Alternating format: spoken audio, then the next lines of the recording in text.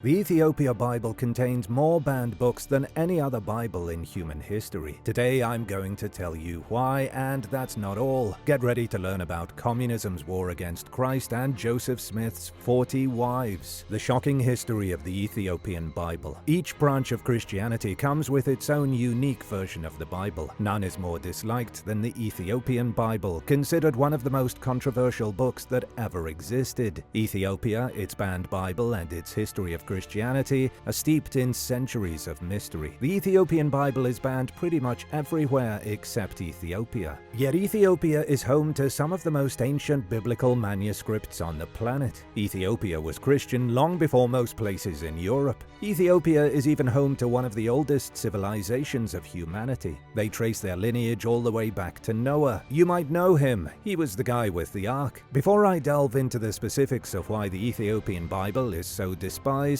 I want to take you back to the beginning. Christianity was adopted in Ethiopia in the 4th century AD, when Ethiopia was still called the Kingdom of Aksum. Before this, Ethiopia was a blend of bizarre religions most people have never heard of. A huge part of the population worshipped the serpent king Awe. Christianity started seeping into the kingdom shortly after the death of Christ. It was King Dasan who declared it the state religion in 330 AD. That was just over 15 years after Emperor Constantine issued the Edict of Milan in Rome. The edict accepted Christianity as a legal religion. Then in 323, it became Rome's official religion. Ethiopia was only 7 years behind. Although if you want to get technical, which I know you do, Rome wasn't 100% legally Christian until 380 AD, when Emperor Theodosius issued the Edict of Thessalonica. Rome was then made Nicene Christian, and all other sects were banned as heretical cults. The Ethiopian Orthodox Bible is huge, the largest of all the Christian Bibles in use today. It has 81 or 84 books in it, offering the most diverse biblical canon in all of Christianity. This thing has all the expansion packs, all the additional content, and even some behind-the-scenes stuff, but you'll never find it. There isn't a single surviving copy of a complete Ethiopian Bible containing all 81 or 84 books, hence the unknown number of total books. Even in Ethiopia and Eritrea, some of the books are impossible to find. For comparison, the current King James Bible has 66 books. The Ethiopian version contains 4 Gospels from the New Testament. It also has all of the established Hebrew Proto-Canon and Catholic Deuterocanon. Then there are the extras, banned biblical books like the Book of Enoch, the 3 books of Maccabean, and the Paralipomena of Jeremiah. I don't expect you to know what all these books are, and let's be honest here, your average Christian isn't going to know what they are either. The point is that the Ethiopian Bible includes biblical stories every other Christian organization has denounced as non-canonical. In other words, they never happened. Keep watching because I'm going to dig deep into these forbidden books in a minute. Christianity and communism don't mix. What would you think if one of the biggest countries on the planet suddenly decided they were going to stamp out all religion? Seems like something crazy that would never happen, right? Only that it did in Russia under communist rule. The communists tried to destroy Christianity in Russia. They didn't want to just ban a few books, they wanted to ban the whole religion. It all started in 1917 with Mr. Karl Marx himself, the original Marxist. In the Communist Manifesto, which Karl co-authored, he wrote, and I quote, "Communism begins where atheism begins. Religion was seen as a hindrance to a thriving socialist society."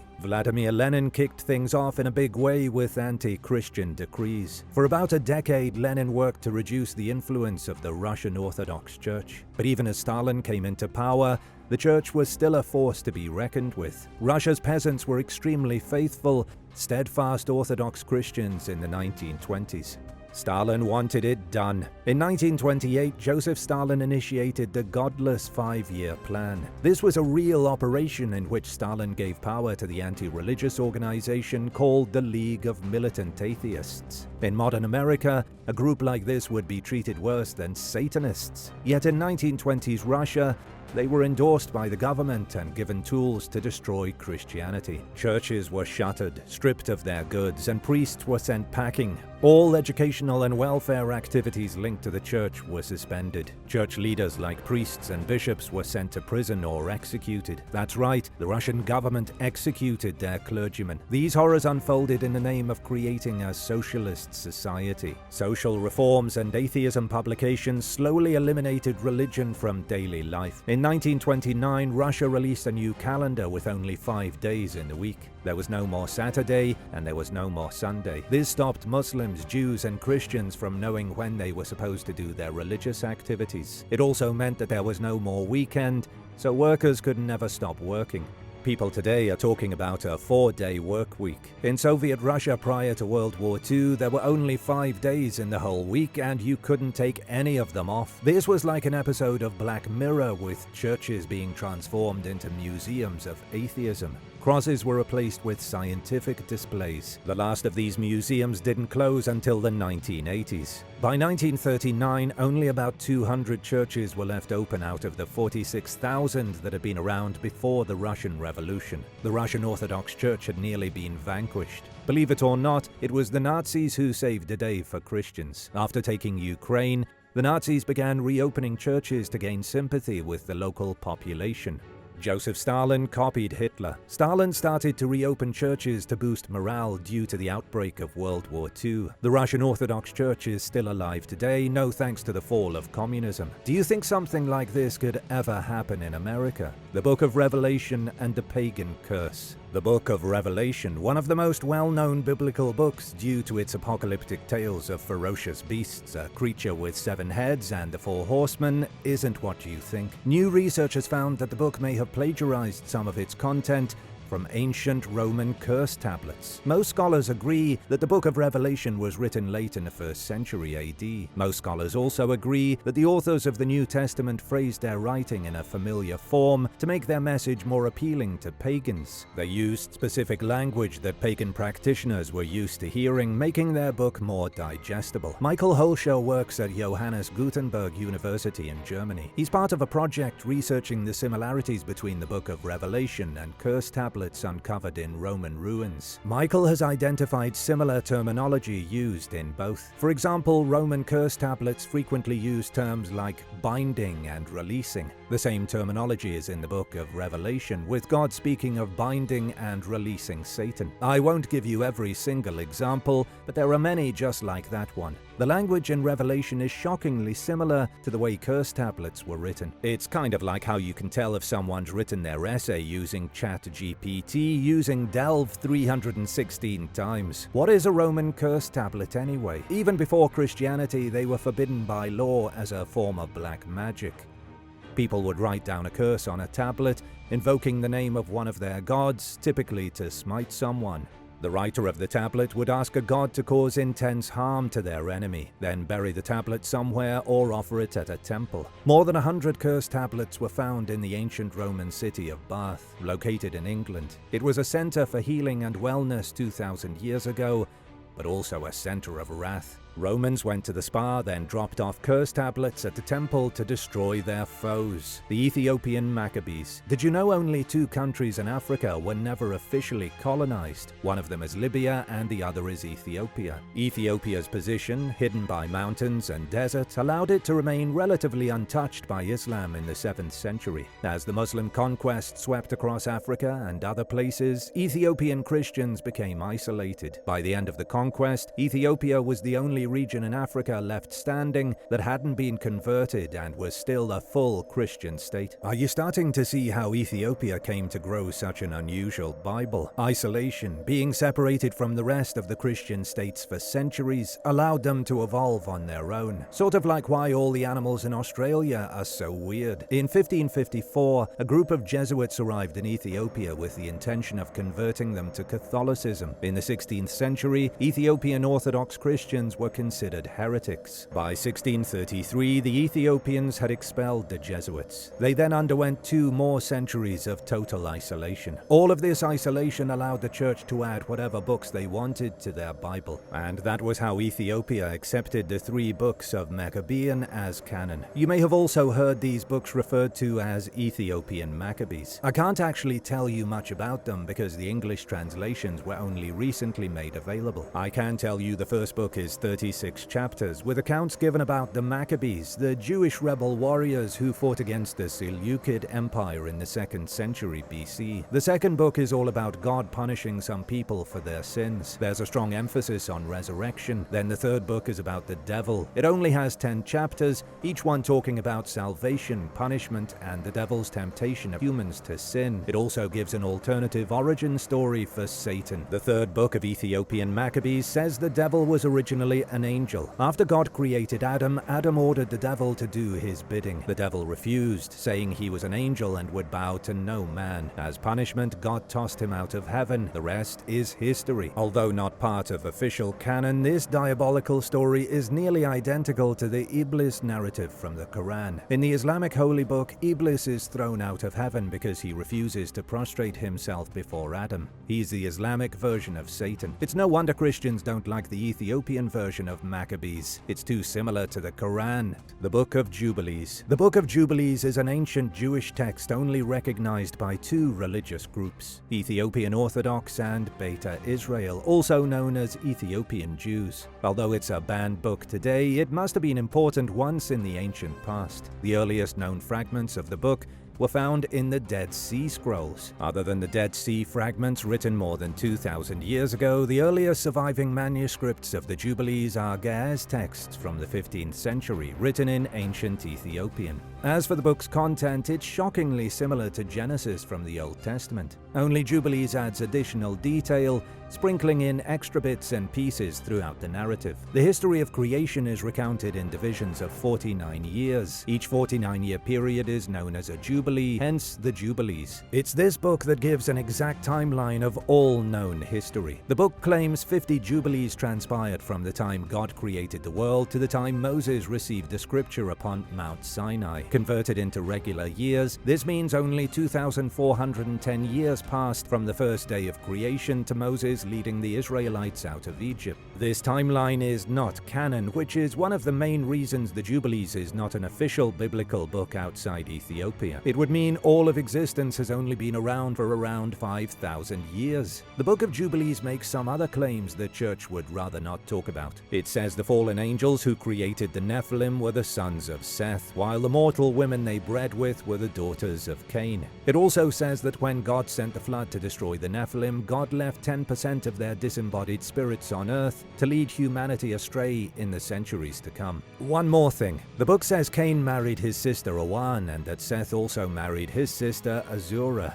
It gets a little too incesty, even for the Bible. Joseph Smith and His 40 Wives, Part 1. Let's talk about Joseph Smith for a minute. No video on forbidden religious history is complete without at least one mention of Mormonism. You may have missed it, but the Mormons were in the news recently. The Church of Jesus Christ of Latter-day Saints posted an essay admitting for the first time that Joseph Smith had up to 40 wives. The essay also said that many of those women were married to his friends, and at least one was only 14 years old. Mormonism is 100% American. It is a unique breed of Christianity born in New York. Thanks to a massive American audience, the Mormon Church is the fastest growing religious institution on the planet, according to them. This is wild when you consider most people don't even know what Mormonism is. Did you know it's full of secret rituals? Rituals that are forbidden to people who aren't officially Mormons. I'm going to lay it down plain and simple right now so that you leave this video knowing the truth of Mormonism. They consider the Bible the Word of God. They also believe that God, after having spoken the words of the Bible, appeared to a man named Joseph Smith to relay some extra wisdom. On September 21st, 1823, an angel named Moroni appeared to Joseph Smith. The angel led him to a hill near his home in upstate New York. There, Joseph was instructed to dig. He uncovered a pair of golden plates, which he translated into the Book of Mormon, essentially the Bible 2.0. Keep in mind only Joseph Smith saw these tablets, nobody else. You should also know that there was a lot of crazy stuff going on in Joseph's life. I can't believe nobody's made a series about the beginning of the Mormon church yet, because the drama was incredible. Joseph Smith officially founded his church in 1830. The next few years saw Smith gathering a large flock of followers. He was accused of all kinds of horrible things during this time, including engaging in lewd acts with teenage servants in his own home. By the end of the 1830s, anti-Mormon sentiment had grown considerably. People were sick of what they saw as a bizarre cult led by a man who cared only about power, wealth, and having as many wives as he possibly could. This led to the 1838 Mormon War, with non-Mormons in Missouri raiding and burning Mormon farms and pillaging towns. The Mormons even fought against the Missouri state militia. Things became so tense that Governor Lilburn Boggs ordered the Mormons to be exterminated. The Horns Mill Massacre of October 30th, 1838 saw 17 Mormons slaughtered.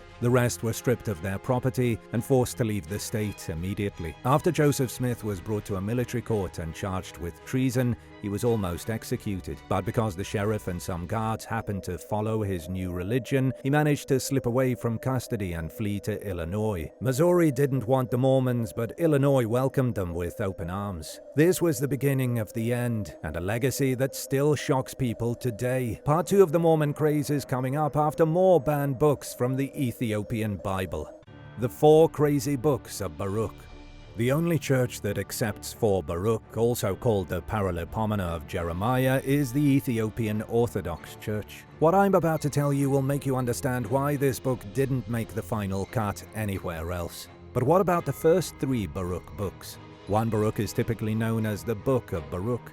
It is official canon in all Catholic and Orthodox churches, but not in Judaism or Protestant Christianity. The book takes its name from Baruch ben Neriah, the guy who presumably wrote it in the 6th century BC.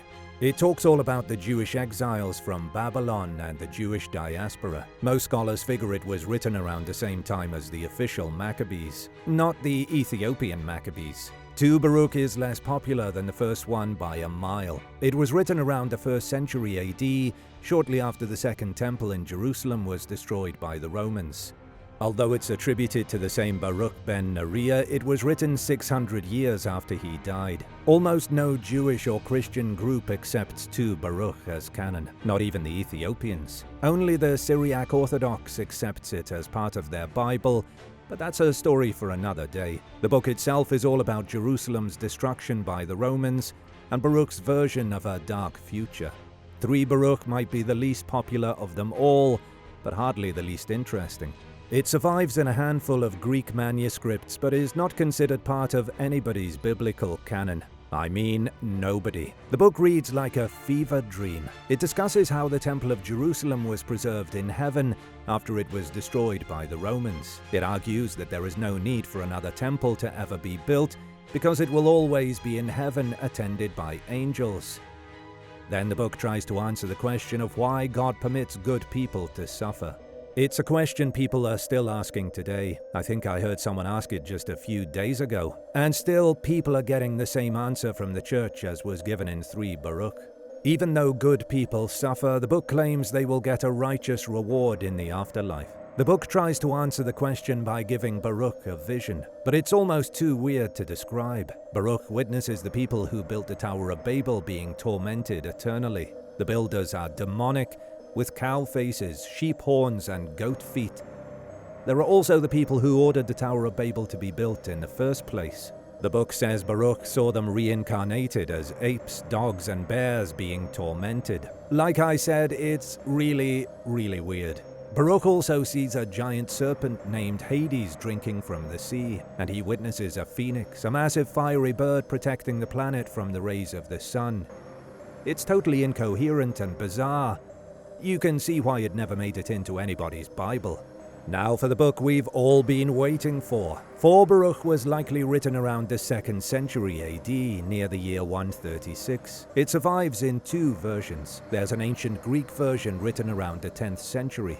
Then there's the Ethiopic Ge'ez version written in the 15th century. The story is all about the 70 years of Babylonian captivity after Jerusalem was destroyed and the Israelites were taken back to Babylon as slaves. This is a real piece of history. Judeans living in the kingdom of Judah were forced to relocate to Babylonia at the orders of King Nebuchadnezzar.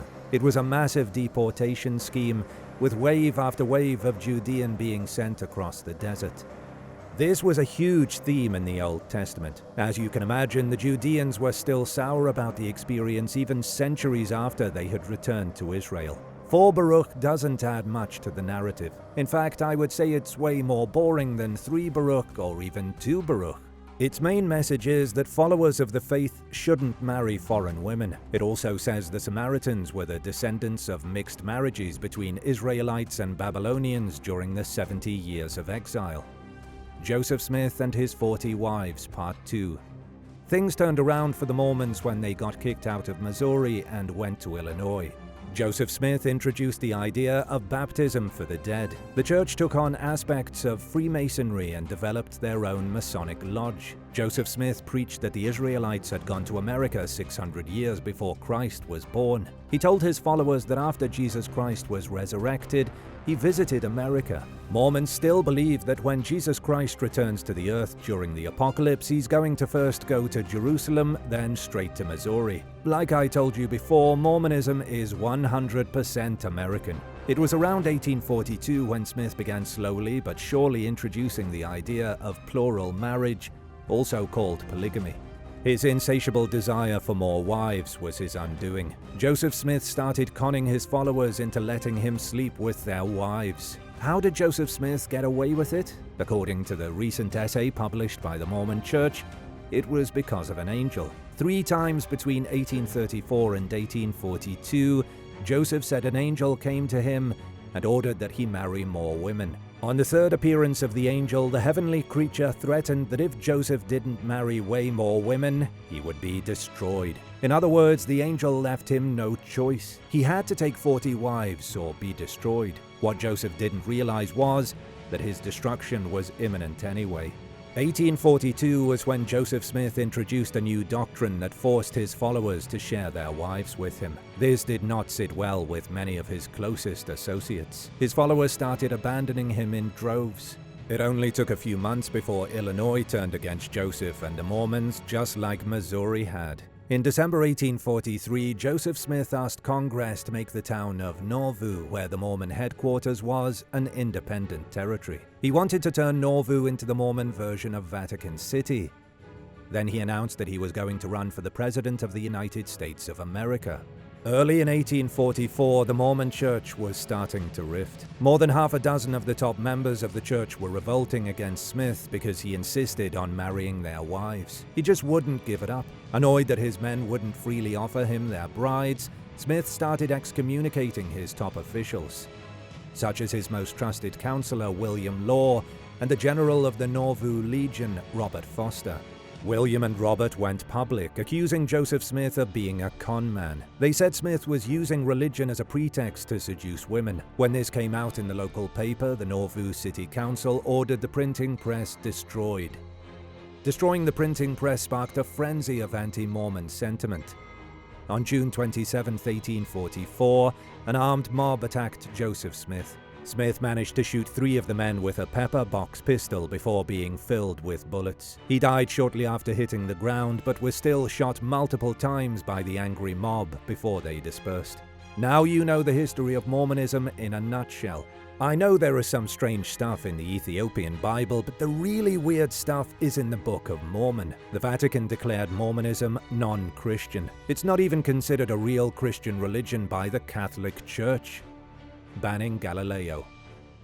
Galileo Galilei was a brilliant Italian scientist whom the church tried to silence 450 years ago for what he learned by looking through a telescope. This is the truth about the Catholics versus Galileo. Galileo wasn't the first man to look through a telescope, but he was the man to perfect it as an art and a science. In 1609, he peered through a tube of mirrors and studied the solar system.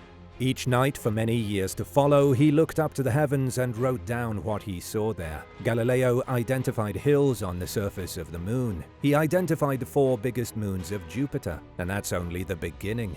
Using his telescope, Galileo proved that the Earth revolves around the Sun. This was contrary to the view of the Catholic Church in the 17th century. They said that the Earth was at the center of the universe. Every other thing in space revolved around the Earth. When Galileo presented this information in an academic way, the Catholic Church accused him of being a heretic. Galileo traveled to Rome in December of 1615 to defend his theories. He gave mathematical proof to the Vatican that the Earth isn't the center of the universe. In response, the Catholic Church published a statement declaring any theory which suggested the Earth revolved around the Sun was in violation of Holy Scripture. Catholics were banned from reading any books with such ideas in them. Galileo kept his mouth shut until 1632, when he published a new book detailing what he had learned about the universe. Galileo thought he would get away with it because he wrote the book in hypothetical terms, not necessarily stating anything as pure fact. Galileo may have thought himself clever, but the Church didn't. Pope Urban VIII summoned Galileo to Rome and put him on trial. He was found guilty of heresy. His newly published book was banned. Galileo was publicly humiliated and forced to retract all his scientific work. Galileo was also placed on house arrest. For the remaining 9 years of his life, he was stuck at home. Do you remember how boring it was during COVID? But at least you had the internet. What did Galileo do for a decade stuck in his house in the 17th century? The Book of Enoch. The last major piece of extra-biblical canon in the Ethiopian Bible is the Book of Enoch. Out of all the books I've told you about today, this one is likely the most familiar. It's full of giants and demons. This fantastic piece of biblical literature is focused on a man named Enoch. But it's important to note that there were 2 men named Enoch in the official Catholic Bible. The first one is the son of Cain, who was Adam's son and Abel's brother. Genesis 4 says that after Cain killed Abel, committing the first murder in the world, Cain's wife gave birth to Enoch. Then Cain built a city and named it Enoch. This was supposed to be the first real city in the world. However, archaeologists have never found any hint of it. Cain's city would have been washed away in the flood. It's the second Enoch that the Ethiopian Bible's banned book focuses on. Enoch is said to be the son of Jared, who was the son of Mahalaleel, who was the son of Canaan, who was the son of Enos, who was the son of Seth, who was the son of Adam. I know there's a lot of sons and fathers to keep track of. Essentially, Enoch was Adam and Eve's great-great-great-great-grandson. When Enoch was 65 years old, he had a son named Methuselah. That might seem like a pretty ripe age to be having sons, but not if you lived in the pre-flood world. Enoch lived for 300 more years and had many more children. His son Methuselah outlived him by a huge margin, becoming the oldest man in human history at 969 years old. The Book of Enoch is technically 3 books, but only Enoch 1 gets much attention. That's because Enoch 1 is filled to the gills with action, demons, and destruction. This is the book that discusses the fall of the angels. It picks up where Genesis left off from the verse, "The sons of God saw the daughters of men were fair and took them as wives." The Book of Enoch takes that one line and runs with it. According to the text, a group of angels was tasked with looking after humanity. But these angels were weak and wicked. They became obsessed with human women, got a little too frisky, and boom! The unholy union created giant creatures the Bible calls Nephilim. The Nephilim were even more wretched than their corrupted angel fathers. The book goes into great detail about them and their evil ways, teaching men murder, magic, and heresy.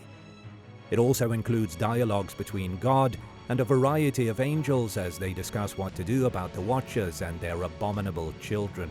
The book gives the names of roughly 200 of these fallen angels. You may be wondering what Enoch had to do with any of this. He was the poor guy living amidst the Nephilim and bearing witness to the corruption they spread across the world. God used Enoch as a sort of middleman, a messenger if you will, to relay his word to the fallen angels. The Book of Enoch is humongous. I'm only paraphrasing the text, giving you the most interesting tidbits. I highly recommend reading it for yourself, or at least skimming it to see what a whirlwind fantasy it is. What are your thoughts on the secrets of Ethiopia's long Christian history? Do you think they could be considered the least corrupt Christian sect, since they were never influenced by the Vatican? Let me know your thoughts in the comments, and thanks for watching. don't forget to hit subscribe and come back soon for more videos from the channel. And if you want to see more like this, be sure to stick around for an older video that you might have missed. The Possessed Nun. Maria Crocefisa della Concessione was a nun living at the Sicilian convent of Parma de Montechiaro back in 1676. On August 11th, the 31-year-old woman woke up splattered with ink and holding a mysterious note covered in an incomprehensible script of symbols and letters. Historical records say that Sister Maria told everyone the letter was written by the devil, who had entered her body through possession. This mysterious evil message remained a jumble of nonsense for centuries. Nobody ever managed to decode the 14 lines of mysterious script until the 2010s. Finally, Daniele Abati and his team of researchers used special software to identify the various characters used in the nun's letter. It was a jumble of words from Greek, Latin, Arabic, and even ancient runic. But the actual translation is still quite confusing. It sounds like a crazy person's ramblings. Sister Maria wrote that the Holy Trinity was dead weight. She wrote something about God thinking he can free mortals, and she wrote a bewildering passage about the river Styx from Greek mythology. The translation of the letter has proved to be so bizarre that the researchers believe Sister Maria suffered from schizophrenia. She must have had a deep knowledge of ancient languages, which came out during a manic episode. It's unlikely she was actually possessed by the devil, but was mentally unstable and knew nothing except religion, and so her letter was filled with religious ramblings. But this was the 1600s, and anyone who displayed mental abnormalities back then was usually accused of being possessed by one devil or another. The House of the Apostles. An ancient church has been discovered near the Sea of Galilee in Israel, and researchers believe the remains of a house found underneath it may have once been the home of the Christian apostles Peter and Andrew, two of the men pictured in the Last Supper. A group of excavators from all over the world made the discovery in June of 2019. The church was constructed during the Byzantine period and has been nicknamed the Church of the Apostles. Records from 725 AD, when the Bavarian bishop named Willibald passed through the area, show that there was a large church standing there. It was supposedly a basilica that had been constructed over the house that Peter and Andrew shared. For those unfamiliar with the story, Peter and Andrew were the first disciples of Jesus Christ. They had been fishing out on the Sea of Galilee when Jesus first asked him to join his ministry. And this buried house may very well have been where they actually lived 2,000 years ago. Christian martyrs. The Christian saints Chrysanthus and Daria have been legends for centuries, but according to new evidence, these Christian martyrs may have actually been real people living in the 3rd century AD. Just like the legend says, they may have converted thousands of Romans to Christianity before being arrested by the authorities and buried alive in a sandpit. The evidence comes in the form of skeletal human remains discovered in 2008. These bones were recovered from the Cathedral of the Reggio Emilio family in northern Italy during renovations. Workers found over 150 bones hidden underneath the altar in a sealed crypt. The bones belonged to only 2 skeletons, the shattered bodies of 2 men who had been trapped down there since 1651. Whoever these guys were, they were extremely important since their skulls were found packed inside gold and silver containers deep in the vault.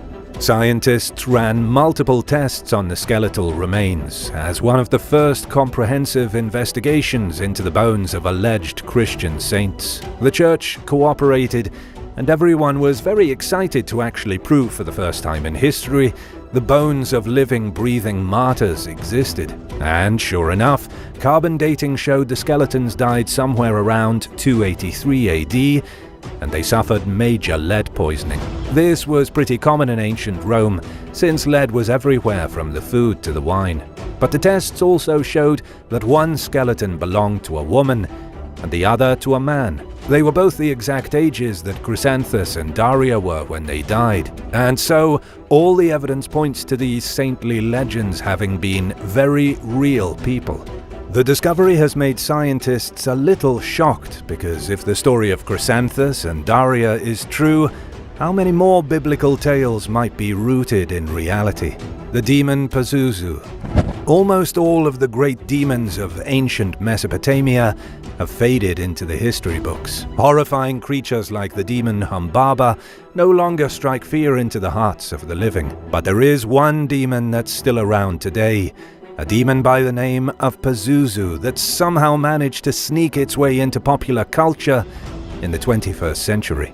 Ancient texts describe Pazuzu as the son of Hanbu and the king of all the wind demons. He's depicted as a rather ugly monster that stands on two legs, has claws for hands, a double pair of wings, the tail of a scorpion, male genitalia twisted into the form of a snake, and the head of a beast with horns and a snarling dog mouth. Roughly 3,000 years ago, the people of Mesopotamia wore amulets with his picture on them, and in 1973, Pazuzu was the demon who possessed a 12-year-old girl in the movie The Exorcist. There have been more statues, amulets, and bronze pendants found depicting Pazuzu than almost any other demon in history. There's a stone plaque of Pazuzu from Mesopotamia in the 8th or 6th century BC held at the Metropolitan Museum of Art in New York, along with a bronze head of Pazuzu crafted around the same time, also found in ancient Mesopotamia.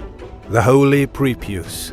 The Holy Prepuce, or the Holy Foreskin, is exactly what it sounds like. This bizarre Christian relic is supposedly the leftover of Jesus Christ's circumcision. According to the legends, because Jesus was born as a Jewish boy, he was circumcised at 8 days old, and his foreskin was then kept as a treasure all the way into the Middle Ages. In fact, there were no less than a dozen churches across Western Europe that claimed to hold a piece of this holy relic. Nobody knows if this thing actually survived into the Middle Ages, or which church really owned it. But one of the alleged foreskin relics came into the possession of Pope Leo III in the year 799, given as a gift by King Charlemagne. It then remained in the Sancta Sanctorum in Rome up until the city was attacked in 1527 by the troops of Charles V. After Rome was invaded and half the population was slaughtered, most of the holy relics were either destroyed or scattered. 30 years later, the Holy Prepuce supposedly surfaced in the small village of Calcutta. Historical documents show that the Pope even confirmed the relic to be real and decreed that it would stay in the village for the rest of time. It was housed in the Church of the Holy Name, and every year on January 1st, a local priest would lead a procession around the village while holding on to this rather disgusting piece of holy treasure. This lasted until 1983. Just weeks before the annual procession was to happen, the relic was reported missing. Some say the Vatican took it back to hold in their secret archives, while others believe it was stolen by a group of Satanists. Another theory is that it was taken and sold on the black market. Whatever the case, the Holy Prepuce has been missing ever since. What do you think happened to the Holy Prepuce? Do you believe it even existed? Let me know in the comments below, and hit subscribe while you're at it. Demon burials. In a Polish cemetery, archaeologists came across 5 skeletons that had been buried in a barbaric and bizarre fashion. These 5 individuals had been put into the ground with sickles placed at their throats. This was actually an obscure burial practice that researchers believe was meant to protect the dead from demons chasing them into the afterlife. Either that, or the sickles were meant to prevent the death from rising out of their graves and tormenting the living. Excavations at the ancient Drawsko cemetery began back in 2008, and even though researchers have found graves from the Bronze Age, these creepy demon burials date back to around 400 years ago. One of the victims was a man who died around the age of 35. Another was a woman around the same age who had her skull completely crushed, likely because of farming that took place over the graves centuries after she was buried. There was another woman found buried with no teeth, a coin in her mouth, and a rock on her throat. Researchers say this particularly strange grave suggests the woman was likely considered a witch. Unfortunately, the archaeologists can't completely agree on what the sickle in the graves truly meant to these medieval people. But it definitely has something to do with demons, either to protect the dead from demons or to protect the living from the dead turning into demons. Jesus' twin brother. Professor Dale Martin from Yale University recently revealed the bizarre theory that Jesus actually had a twin brother, and that his name was Didymus Judas Thomas. The professor says that Jesus' brother's real name was probably Judas, and that Didymus and Thomas had just been nicknames. That's interesting because the word Didymus is Greek for twin, and of course also because Judas was the man who sold Jesus out to the Romans as a betrayer. But here's what a lot of people don't know. There's actually a strand of Christianity that's been popular for hundreds of years called Thomasine Christianity, and it flourished in the Middle East, where they treated the Apostle Thomas with quite a bit of reverence.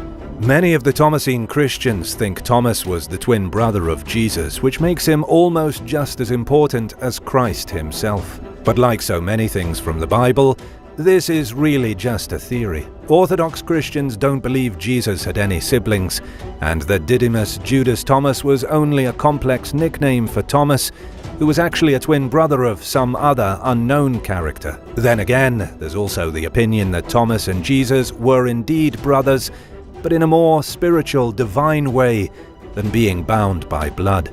The body of Saint Dasan. There is a corpse in a Manhattan church that was put there to avoid being stolen by the Italian government.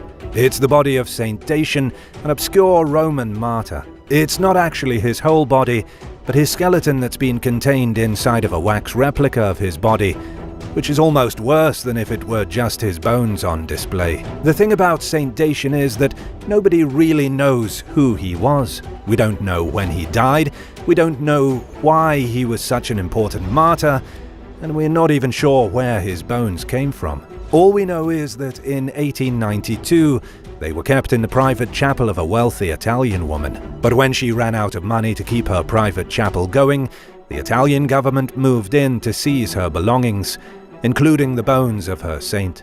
To avoid the bones being thrown out with the trash, she donated them to the Church of the Most Holy Redeemer in Manhattan. The bones were shipped there and are still on display in the small church, along with a trove of treasures from over 150 various saints. Jesus on ice.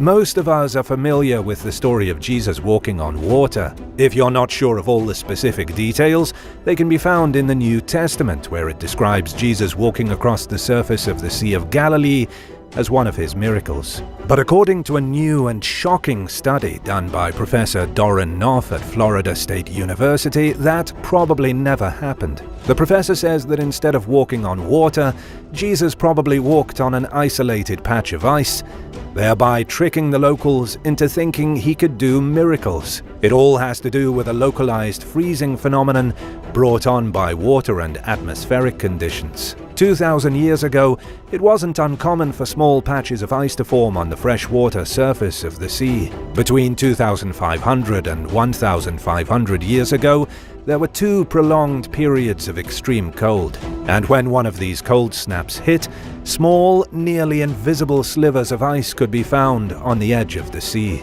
Researchers now believe Jesus had probably figured this out himself and had walked across a patch of very thin floating ice that nobody knew was there. This would have given the illusion that he really was walking across water. The Relics of Muhammad. The relics of Muhammad are like the Islamic version of the holy relics of Jesus. These relics were supposed things that belonged to the Islamic prophet Muhammad thousands of years ago and are kept at various mosques and mausoleums across the modern Islamic world. There's the sacred seal kept in a small ebony box in Topkapi, Turkey, supposedly used by Muhammad himself when writing documents. There's the blessed sandals that were supposedly worn by Muhammad, and 4 of his teeth that were knocked out of his head during the Battle of Uhud, when he was struck by a battle axe. There are multiple supposed footprints of Muhammad preserved in plaster. One of them is at the Eyüp Sultan Mosque complex in Istanbul. But perhaps strangest of all is the beard of Muhammad, which was supposedly shaved from his face by his favorite barber, and all these years later is still kept in a glass case. What do you think is the most outrageous religious artifact out there? Let me know in the comments, and thanks for watching today's video. Be sure to hit subscribe if you haven't already, and I'll see you soon for another amazing video on ancient history.